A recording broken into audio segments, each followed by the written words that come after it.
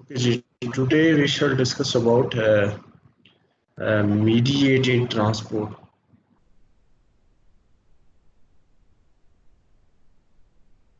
Mediated transport system.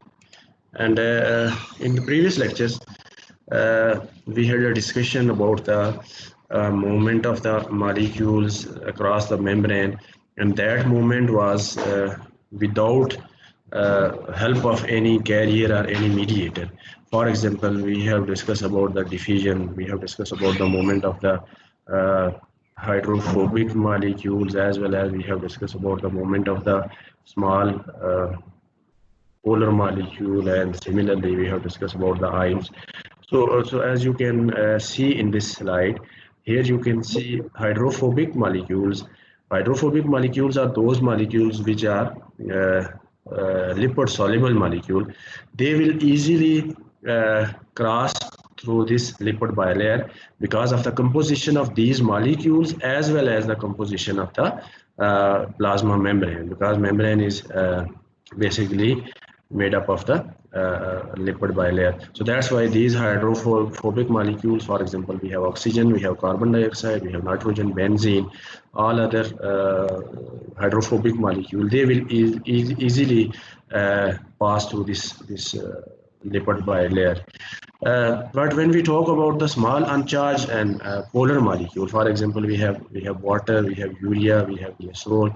All these are uncharged molecule. So these smaller the polar molecule, they will have difficulty while passing through this membrane. Similarly, when we talk about the large molecule, for example, glucose, sucrose, again they will have this small, even this small molecule, they plasma membrane is showing some sort of the permeability to this small molecule. This dotted line shows mean there is very less permeability, whereas this continuous line shows that this plasma membrane is, to some extent, it is permeable to small uncharged or the polar molecule. Whereas when we talk about the large uh, polar molecule, these large polar molecules, for example, we have glucose, we have sucrose, they have very small, or even in some cases they have low permeability to cross through the membrane. And when we talk about the ions, for example, we have hydrogen ion, we have sodium ion, bicarbonate ion, potassium ion, calcium, magnesium, chloride, all these ion, because this is basically an artificial synthetic lipid bilayer. When we talk about the natural lipid bilayer or the natural plasma membrane, as we have previously discussed, that in natural plasma membrane there are certain ion channels for the movement of the ion. Similarly, for the movement of the water molecule, we will discuss in upcoming lecture that there are certain aquaporins through which the water molecules can move across the membrane. So in this case, because this is totally made up of the lipid bilayer, so there are no ions. Ions are actually absent from this membrane, and this is actually a synthetic membrane. So that's why we can see here that the ions, they will have no permeability to cross this lipid bilayer membrane. So that's why we can say that membranes are actually barrier to movement of the water soluble molecule. These water soluble molecule, membrane actually provides selective, or in some cases it is impermeable to the water soluble molecule. Whereas when we talk about the lipid soluble molecule or hydrophobic molecule, they will easily cross this lipid bilayer. So this is what we can call it as the principle of the membrane transport, that how the molecules, they actually pass through the membrane. Can you see the next slide? Can you Yes, sir. see the Yes, slide? sir. Okay. Okay. Yes, sir. Extending the previous slide, here we can again see that the transported molecules, whether they are ions, they are any other molecule. For example, when we talk about this specific molecule, it will move through this channel protein. This is basically the natural lipid bilayer membrane, in which the channel proteins are also there, which are facilitating the movement of the ion and various other molecules. So if this transported molecule or the transported solute is actually lipid soluble, it will have no difficulty to cross through this membrane. It will move through this membranes by simple diffusion process. And when this is ion or any other molecule, and this is not lipid soluble molecule, so this ion will have the specific type of the channel, ion channels, channel proteins, through which the movement of this ion will be mediated, will be carried out. So that's why it will be called as channel mediated transport. And similarly, in third case, here you can see this molecule is actually binding on the surface of a specific type of the protein, and that specific type of the protein is carrier protein. This is what we are talking, what we are discussing today, that these two previous method we have already discussed. Today we are discussing this mode of transport, that sometimes the molecules, they are actually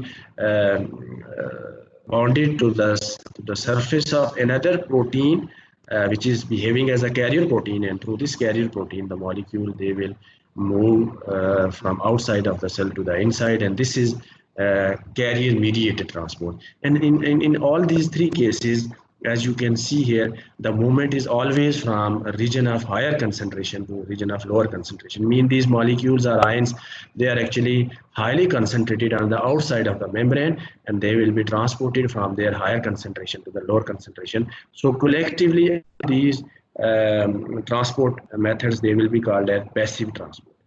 When we talk about another method, this is active transport, and in this active transport, here you can see that transported solute is present at lower concentration on the inside of the membrane, and from the inside of the membrane, this transported solute will move towards the outside with the help of carrier protein or the mediated protein.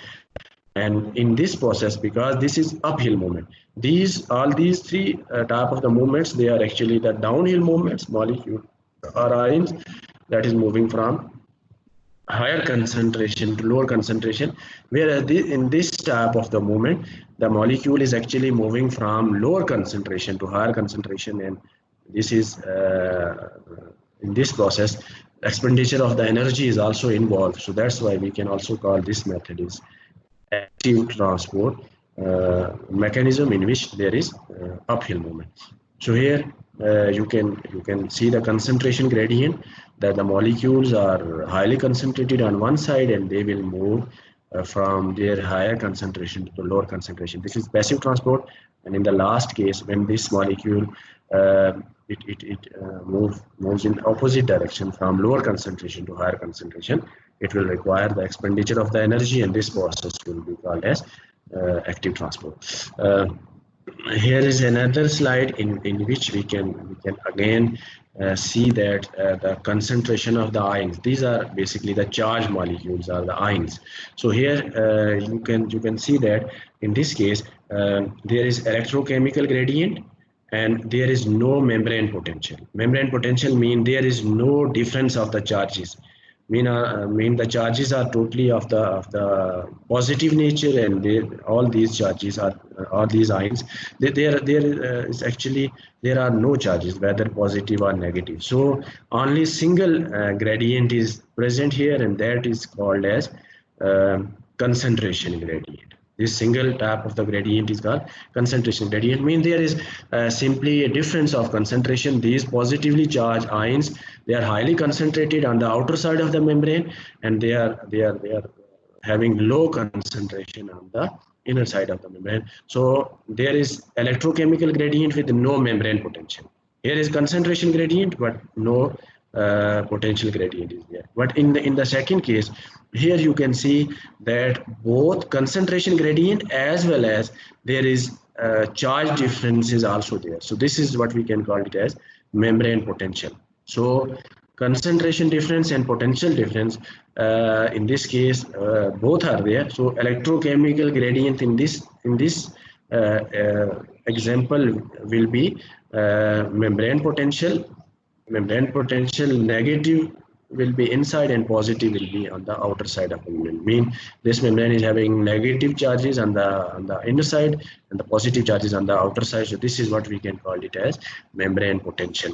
And in last case, we have electrochemical gradient with membrane potential positive inside. In this case, membrane potential is positive inside, and in this case, membrane potential is negative inside. So the two methods are actually called as passive transport. Mean in this, the molecule will simply move from higher, these positively charged ions or molecules, they will simply move from higher concentration to lower concentration. Similarly, in this case, the molecule will again move from higher concentration to the lower concentration. But in this case, when the positively charged when the negative charges are on the outer side of the membrane, it means these negative charges, they have moved from their lower concentration to higher concentration. I mean, initially the negative charges were totally present on the inner side of the membrane, and when there are some negative charges on the outer side of the membrane, it means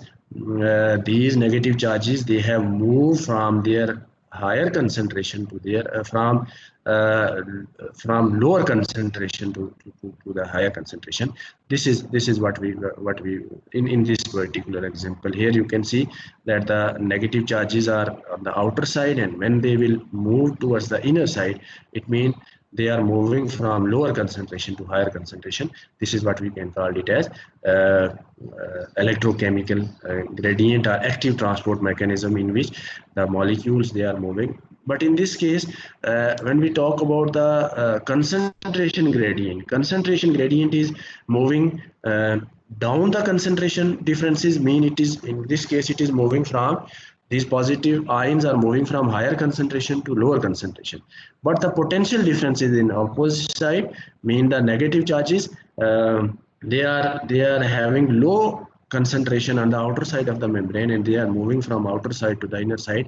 It means the potential difference is operating in against the gradient, whereas the concentration difference is operating with the gradient or down the concentration gradient. So this is the principle of the transport of the molecules across the membrane. So in case of mediated transport, as we have discussed, that diffusion simply can be accomplished through the channels, and these channels, they only facilitate the movement of some of the transmembrane moving ions, and it does not actually account for all type of the movement. Mean only some of the ions which are moving across the membrane, they can move with the help of the diffusion and with the help of the ion channels. Similarly, there are large number of the other molecules. For example, when we talk about the amino acids, when we talk about the glucose, so these glucose are amino acid, as we can see in the very first slide, that these large molecule, for example, glucose, sucrose, they are very much large to cross through the lipid bilayer, because lipid bilayer is simply non-polar membrane, and these molecules, glucose and amino acids, are the large molecule. They are too polar, they cannot cross through this lipid bilayer. Similarly, they cannot pass through the ion channels because of their size. As we have previously discussed, that ion channels are having their size which is slightly larger than the size of, and they are specific for a specific type of the ion. So that's why if through a particular ion channel, a specific type of the ion can pass. And when we talk about these larger molecules, for example, we talk about the glucose, amino acids, because they are too large and too polar to pass through the lipid bilayer, and similarly they are too large to pass through the ion channel. So how their movement will be carried out across the membrane? So the passage of these molecule and their non-diffusional movements of the ions, they are basically mediated by integral membrane proteins, and those integral membrane proteins are called transporters. They can also be called as carrier protein. We can also call them as carrier proteins, and they are also called as transporter protein. And when we call them as integral protein, it means they are actually present on the surface of the plasma membrane, and some of their helical structure they can traverse across the membrane. We have already discussed the structure of these carrier proteins or the transporter protein. So movement of the substances across these carrier proteins or the transporter protein is actually called as mediated transport system. And how this mediated transport system is carried out, the carrier protein they actually undergo conformational changes in their structure. Mean their structure is changed when the molecules are moving from outer side to the inner side, and that structure will again change when the molecules are moving from inner side to the outer side. So there will be conformational changes in the structure of these transporter protein, and hence these transporter protein will facilitate the movement of the larger molecules, for example glucose, for example amino acids, which are unable to move through the non-polar lipid bilayer of the membrane. So transported solute, when we talk about the transported solute, as like that of the carrier protein or transporter protein, which are having specific shape, which are having specific conformational shape, the transported solute, first of all, it should bind to a specific site on a transporter site. Mean transporter protein is always having a binding site for the solute, which is moving across the membrane, and this binding site is exposed to the solute on the surface of the membrane. For example, if we if you look at this slide, here you can see that this solute will bind to a specific position on the surface of the transporter protein, and this surface or this binding site of the transporter protein is actually can you see the slides moving on your screen? Sir. Yes. Okay, okay. This transported solute will have the specific binding site on the surface of the transporter protein, and that binding site will be exposed towards this transported solute. I mean, it will specifically bind to this area, this area, this area, and hence the movement of this solute will be carried out across the membrane. So the first important property of this transported solute is that it should bind specifically to the surface of a transporter protein, and that surface of the carrier protein or the transporter protein is exposed to solute particle.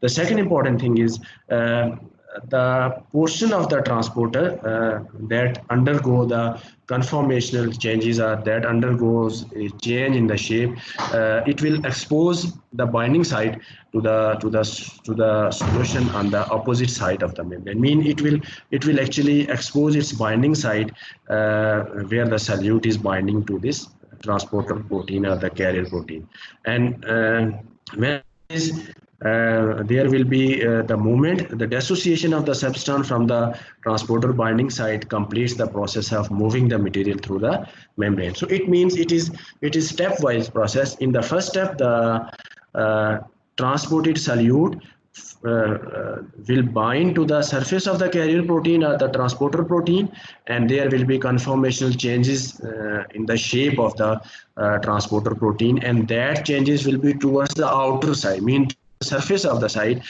towards the surface where the transporter solute is actually binding to that carrier protein.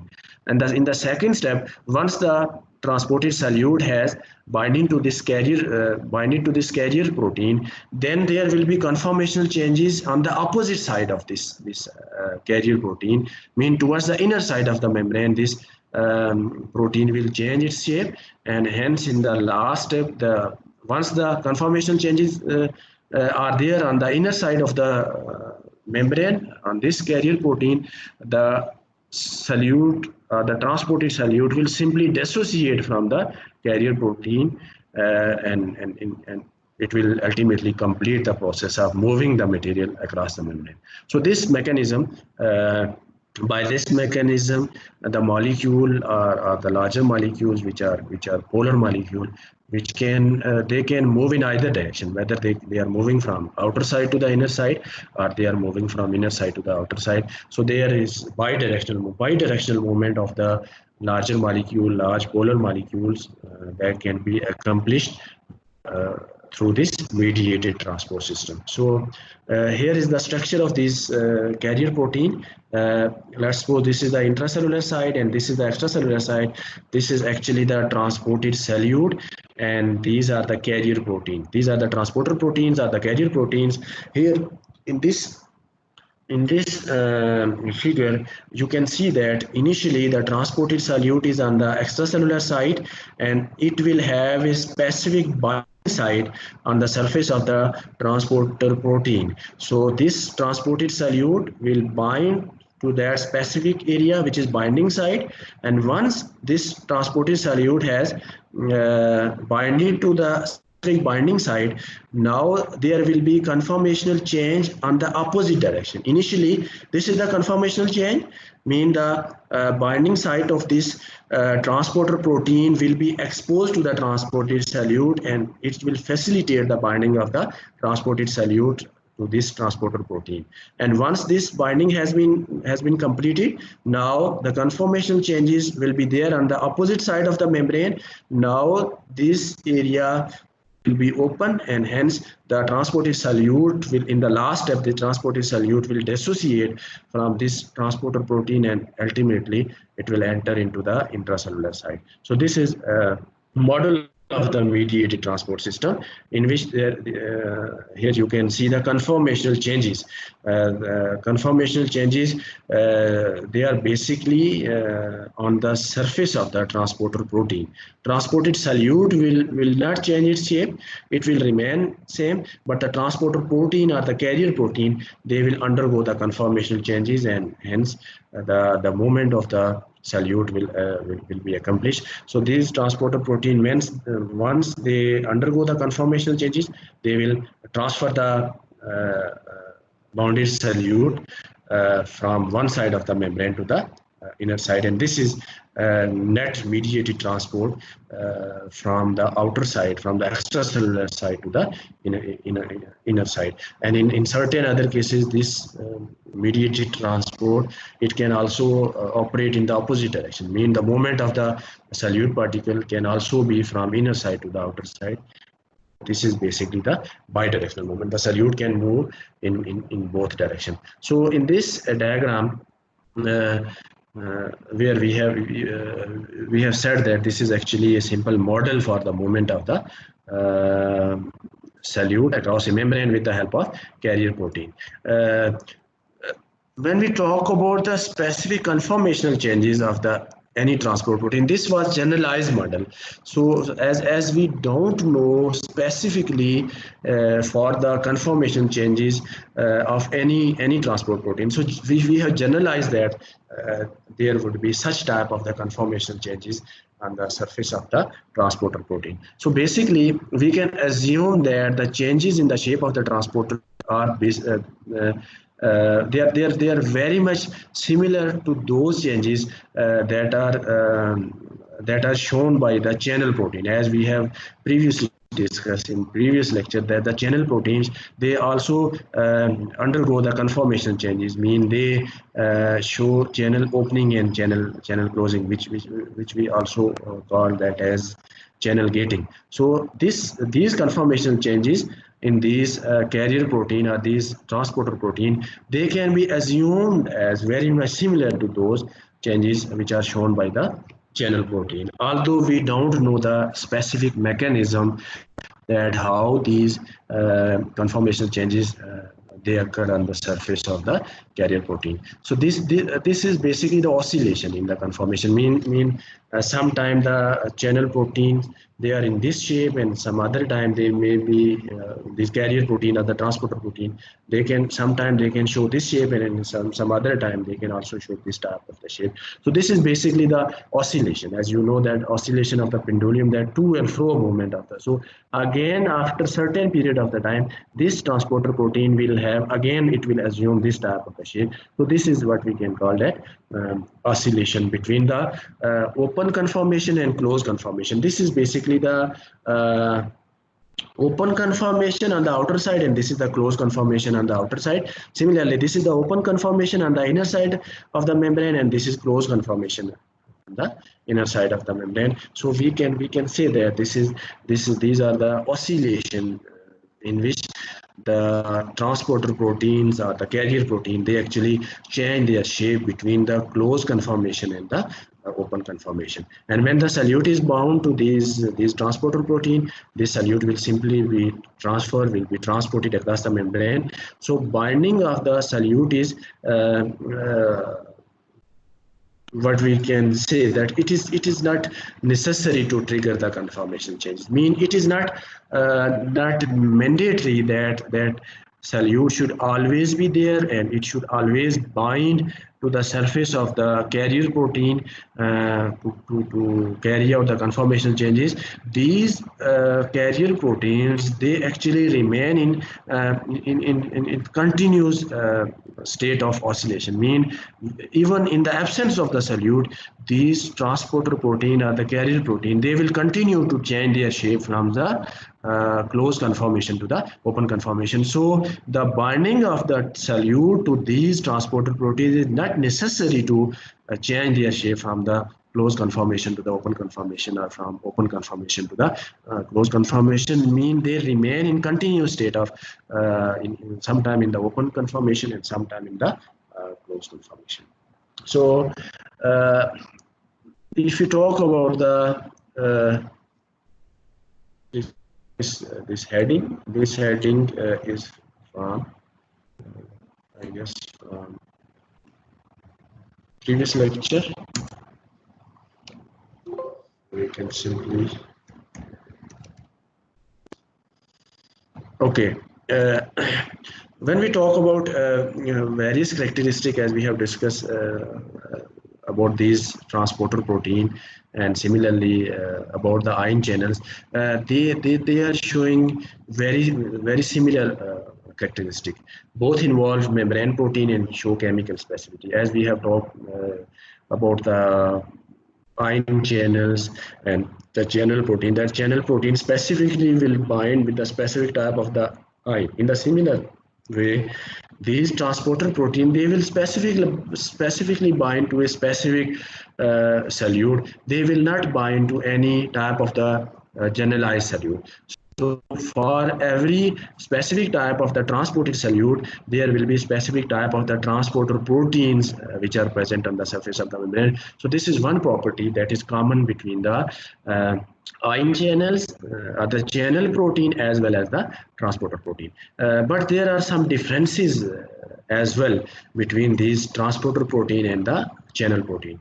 For example, when we talk about the number of the molecules or the ions which are crossing through these channel protein or through these transporter protein, there will always be a difference crossing this membrane, because the ion channel, they can move several thousand more ions as compared to the transported solute. So this is one of the obvious difference between the channel protein and the transporter protein. That channel protein is having the capacity to move a large number of the ions through them in a unit time, whereas when we talk about the transporter proteins or the carrier proteins, they have limited ability, they have limited capacity to move a limited number of the transported solute across them. So this is one of the difference between the transporter protein and the channel protein.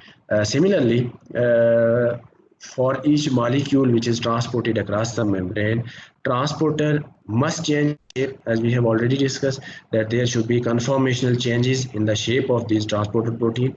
It should change its shape from open conformation to the closed conformation, or from closed conformation to the open conformation. But when we talk about an ion channel or the channel protein, it can support a continuous flow of the ion without a change in the conformation. Simply you can understand this point as when an ion channel or the channel protein is open, so it will remain in open state, and there can be a huge number of the ions that can pass through this ion channel or the channel protein. But when we talk about the transporter protein will assume its conformational shape either in the closed conformation and in the open conformation, and once a single transported solute has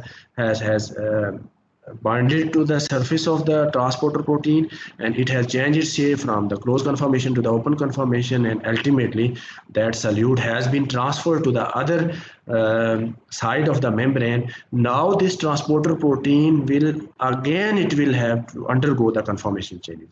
I mean, in that state, it will not support the movement of another molecule simultaneously or immediately. It cannot support the movement of another molecule. Whereas the ion channel, they can support the movement of the number of the ions in a single state. So this is another difference between the channel protein and the transporter protein.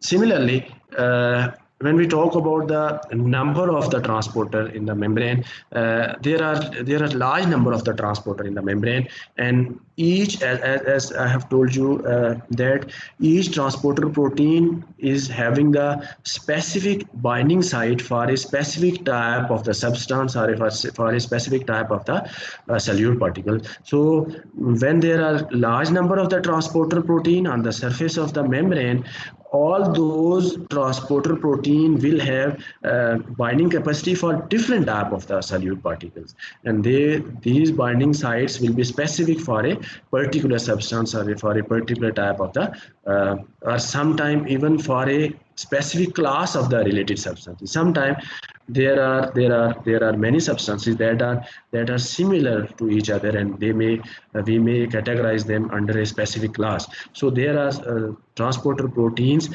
which are having the binding site for a specific type of the transported solute or for a specific class of the solute particles, and in that specific class the solute particles will have more or less similar characteristic or similar composition. For example, when we talk about the amino acids and the sugars, both these molecules, they move across the membrane through this mediated transport system. So the protein which transport the amino acid, it will not be able to transport the sugar.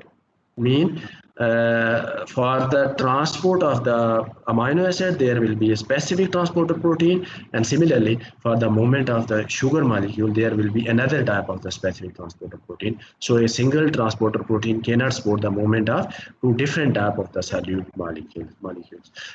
Similarly, as with ion channels, the membrane of the different cells, that can have different types and different number of the transporter protein. Mean sometime a membrane can have transporter protein specific for the transport of amino acid.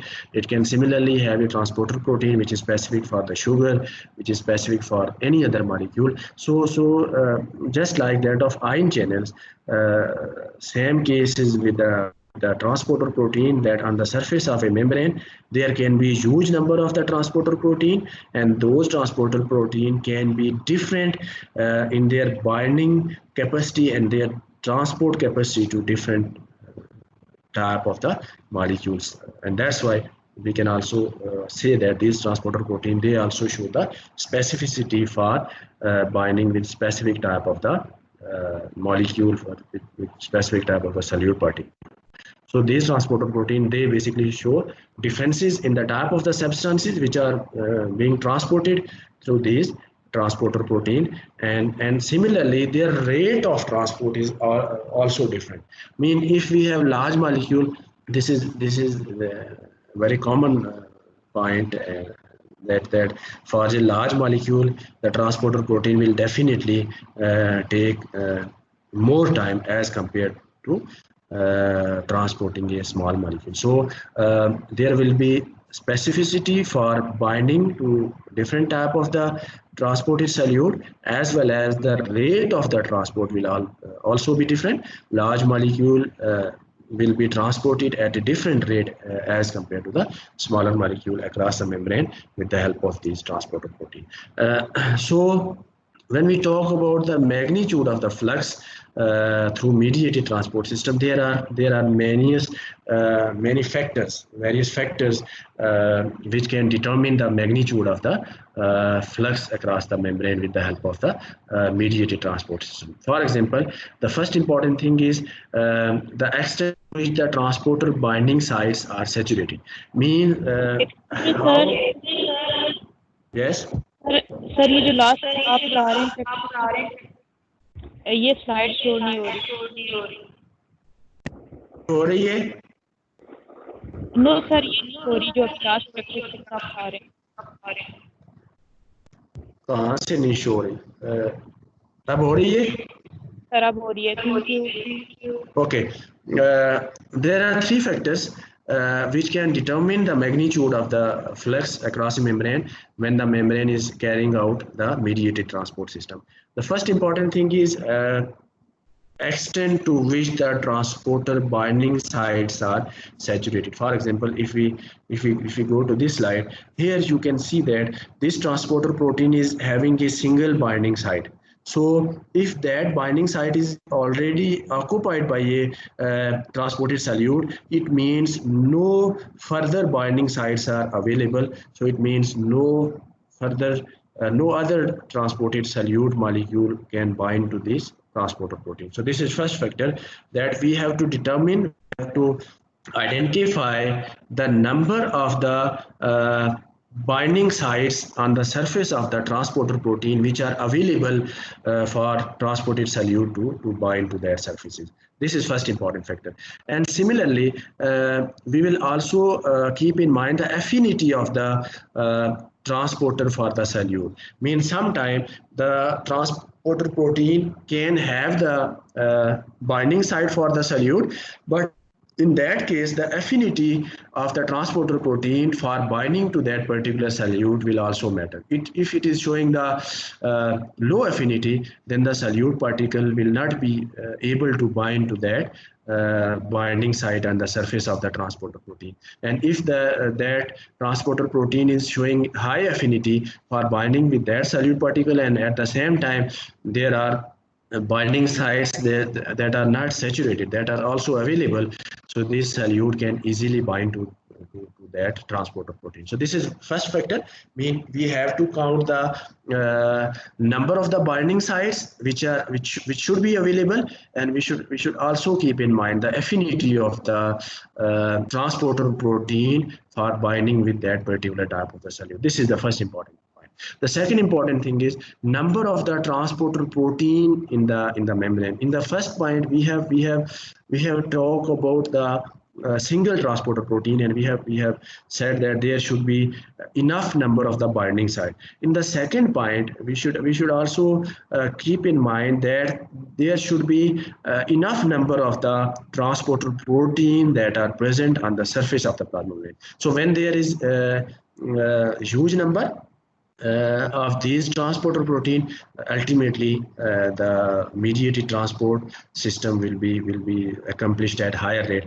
So flux of the molecules at any level, that will be very high. So there will be a greater flux. And the third important thing is the rate at which the conformational changes in the transport protein occurs. This is another important point, and it will also affect the flux of the molecules across the membrane. So we should also monitor the rate at which the transporter proteins, they are undergoing the conformational changes. As I have told you, that these transporter protein show a sort of the oscillation. Mean when we talk about the movement of the pendulum, it continue to move in to and fro direction. In the similar way, these transporter protein, even in the absence of the solute particle, they will undergo the conformational changes. So the rate of those conformational changes, that is also very much important, and it will also affect the flux of the solute particles across the membrane through the mediated transport system. So if any of these three factors that is changed, it will ultimately change the rate of the net flux across the membrane, or the solute flux across the membrane with the help of mediated transport system. Mean if all the binding sites are saturated, it means no more binding site is available for the solute to further bind, and hence flux of the solute will be affected. Similarly, if we have limited number of the transporter protein on the surface of the membrane, definitely we will have the low flux of the solute across the membrane. And lastly, if we have if the conformational changes in the transporter protein that are taking place at very slow rate, at very low rate, it will ultimately affect the rate of the flux. So these are the three factors that can actually affect the movement of the transporter protein across a membrane.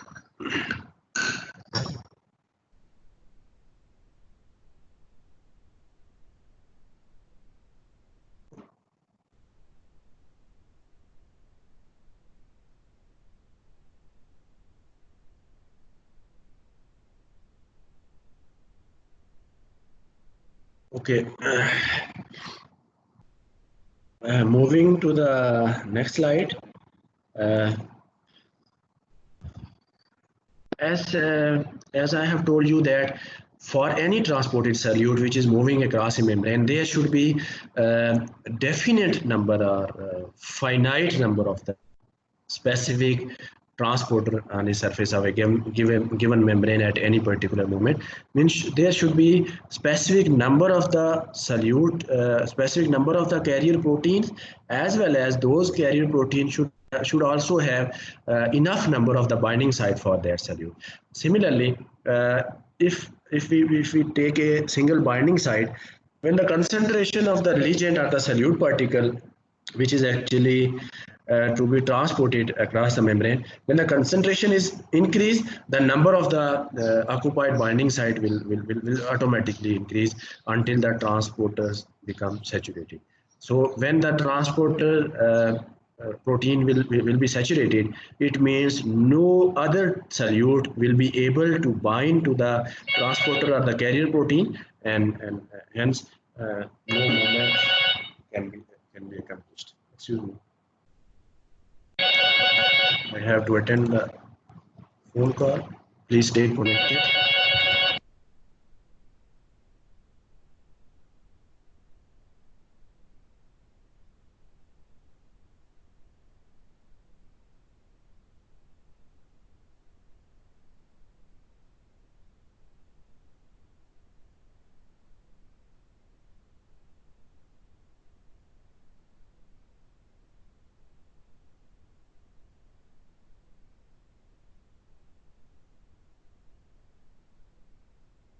Okay, so once all the binding site of the transporter proteins or the carrier proteins, they are occupied by the solute particles, no further binding site will be available, and hence we will say that there is saturation. Mean no further solute particle will be able to bind to that carrier protein or to that transporter protein. So it means the movement of the solute particles with the help of a specific transporter protein will continue unless until all the binding site of that transporter proteins are occupied by the solute and no further binding site is available.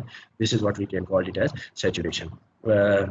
Similarly, when the transporter binding sites are saturated, it means there would be maximum flux of the solute particle across the membrane, and no further increase in the flux will occur because there will be no more binding site available for the solute to bind, and hence there will be no movement. So when we talk about the solute flux resulting from the mediated transport, and we compare this solute flux with the flux which we have already discussed, the flux which was either produced by the diffusion when the molecules are moving through the lipid portion of the membrane. So when we talk about the flux due to the diffusion, as you can see here, this is flux into the cell flux of the ion, and these ions are actually moving via the process of diffusion. So there will be continuous increase in the concentration of the ions on the inner side of the membrane. When the ions or the molecules, they are hydrophobic molecules, and they are simply moving across the membrane through the process of diffusion. So this curve here, you can see this graph, and you can also see this curve, that there will be continuous increase in the concentration of the solute particles when there is flux from outer side to the inner side. But when we talk about the net flux, in case of this is the case when the molecules are moving via the process of diffusion. But when we talk about the molecules which are moving across a membrane with the help of mediated transport system, in this case here you can see initially there is increase in the flux of the molecules, and at a specific time this line it start to flatten, flux, once the maximum flux has been achieved, there will be no more increase in the flux of the molecule.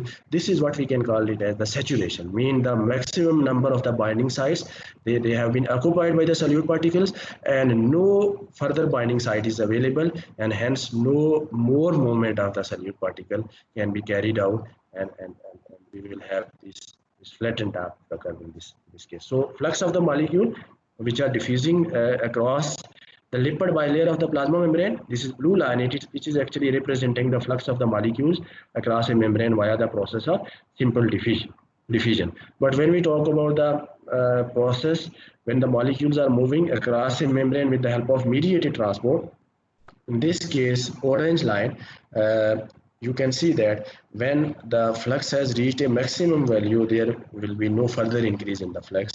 So this is due to the unavailability of the further binding site on the surface of the transporter protein. So when there is high concentration of the solute particle, diffusion through the ion channel, it may approach a limiting value because of the fixed number of the channel. This is what we have discussed about the channel protein, that if we have limited number of the channel protein and we have huge number of the ions, so at specific time diffusion through the ion channel, it will also start to decrease, mean there will be no further increase in the rate of the diffusion through the ion channel because of the availability of few ion channels and due to the high concentration of the ions which are present on the outer side. So there is an upper limit to rate at which a crowd of the people can pass through a single doorway. This is very much you can also understand this is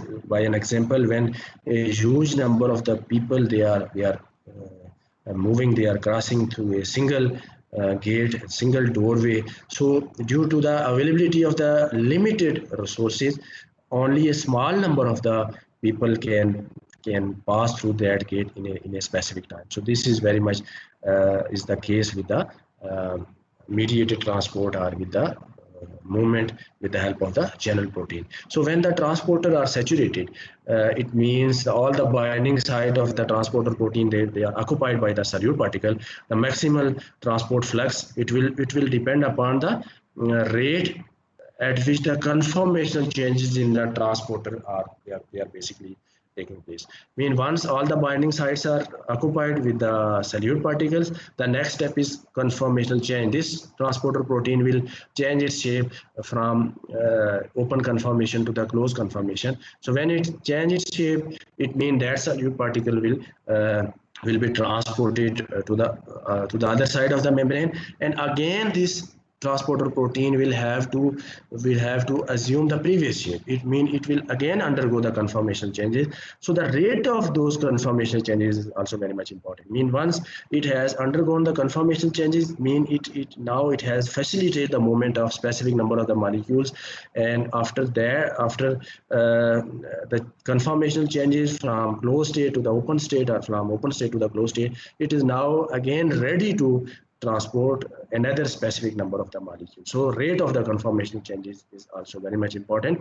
So this rate, as I have told you, that is very much slower as compared to the rate of the channel opening or closing in case of the channel protein or the ion channel protein, because this protein, it takes a larger time, huge time to change its shape from closed conformation to the open conformation. So this is what we can say, that the mediated transport system, and this mediated transport system, it can further be categorized into two types. One is called as facility diffusion. The two type of the mediated transport system, they can be differentiated. One is called facility diffusion and other is called active transport. We will discuss these two methods in details in upcoming lecture. Simply, when we talk about the facility diffusion simply uses a transporter to move solute downhill, mean from higher concentration to lower concentration, but with the help of the carrier protein, with the help of the transporter protein. This is what we can call it as facility diffusion. And when we talk about the active transport, in case of active transport, the solute will be moved against the concentration gradient, mean the transporter protein will carry the moment of the solute particle from its lower concentration to its higher concentration, against its electrochemical gradient, which is called as active transport. We shall discuss these two methods in upcoming lecture. Okay, this is all about for today. If you have any question, you can ask, please. Ji, any question? No question? No, sir, no question. Okay, we have. Okay, Ji, thank you. Please stay connected.